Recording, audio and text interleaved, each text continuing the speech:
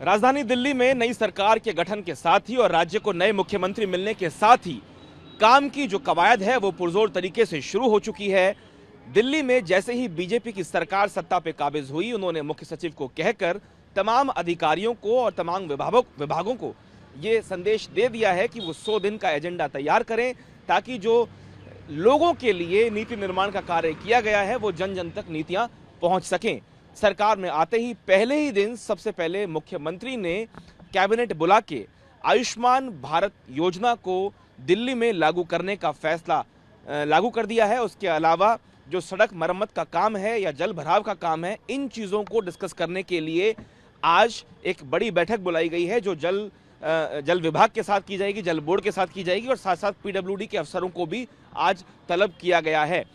इसके अलावा एक बड़ी चीज़ जो आज देखने में मिली वो ये कि जितने भी पुराने अधिकारी आम आदमी पार्टी की सरकार के दौर में डेपुटेशन पे अलग अलग विभागों में तैनात किए गए थे, उनको अपने मूल जो है दफ्तर के अंदर आज रिपोर्ट करने के लिए कहा गया है।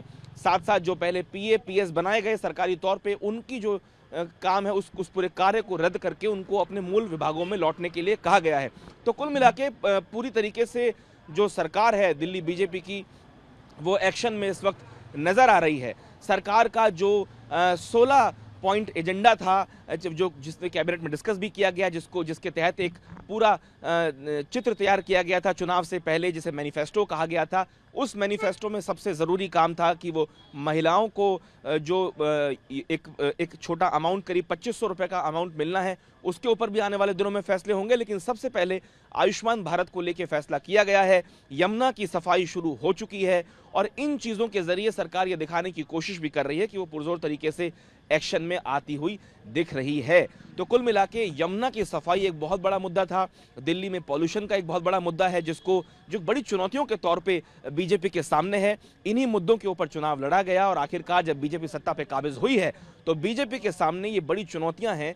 दिल्ली में पॉल्यूशन किस तरीके से कर्टेल किया जाए, उसे काटा जाए। इसके अलावा यमुना की सफाई, कल हमने देखा कि मुख्यमंत्री अपनी पूरी कैबिनेट के साथ आरती करने के लिए घाट पे पहुंची थी। उन्होंने आरती में हिस्सा लिया, उन्होंने कैबिनेट की बैठक बुलाई। वहां पे आयुष्मान भारत योजना को, जो हेल्थ स्कीम है केंद्र सरकार की, उसको दिल्ली में लागू किया गया। लंबे वक्त तक इसको लेके बीजेपी और आम आदमी पार्टी में लड़ाई चलती रही, लेकिन आम आदमी पार्टी ने इसको दिल्ली में लागू नहीं किया।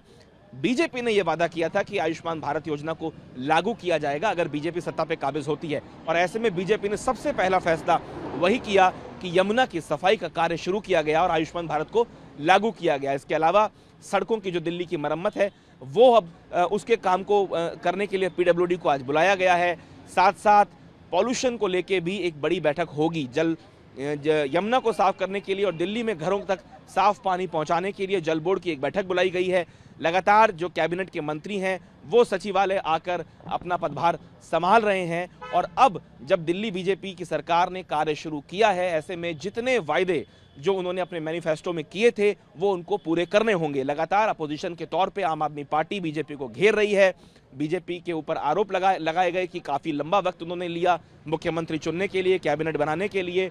लेकिन अब जब सरकार बन चुकी है तो कहीं ना कहीं आम आदमी पार्टी भी हमलावर रहेगी बीजेपी की सरकार के ऊपर, खास तौर पे कि आखिर वो वायदे पूरे कब होंगे। जनता को भी बहुत अपेक्षा है बीजेपी से कि जिन मसलों पे बीजेपी ने उनको वोट दिया है, सत्ता पे बैठाया है, आखिर इस नई सरकार के गठन के बाद और नए राज्य को मुख्यमंत्री मिलने के बाद कितनी जल्दी वो वायदे पूरे किए जाते हैं। महिला सम्मान योजना, जिसके तहत बीजेपी ने वादा किया है 2500 रुपये देने का, उसके ऊपर अभी तक कोई फैसला निकल के सामने नहीं आया है।